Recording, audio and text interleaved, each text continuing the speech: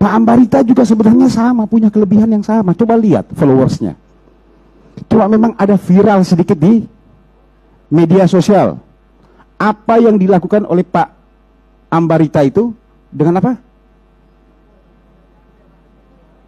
Handphonenya. Ya, selama itu sesuai dengan SOP-nya, boleh saja.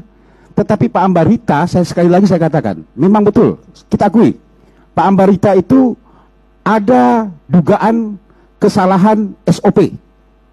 Sehingga sekarang ini Pak Ambarita kita lakukan pemeriksaan di Propam. Kenapa mutasi ke Humas? Sama juga dengan Pak Jacqueline. Pak Ambarita juga punya apa? Kelebihan. Boleh buka sekarang. Apa YouTube-nya Pak Ambarita, media sosialnya Pak Ambarita. Besar nggak followersnya? Nanti akan saya butuhkan juga dia. Tapi ada dugaan pelanggaran disiplin yang dilakukan. Karena ada ketentuan SOP untuk penggeledahan. Ya, makanya ini akan karena dugaan kita akan lakukan pemeriksaan di Propam. Apakah boleh polisi melakukan pengecekan handphone? Ya boleh.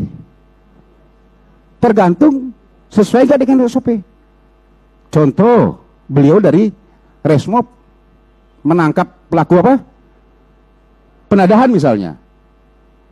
Ya kan? Bisa nggak memeriksa handphonenya? Boleh. Kalau sesuai dengan SOP, memang sesuai dengan ininya.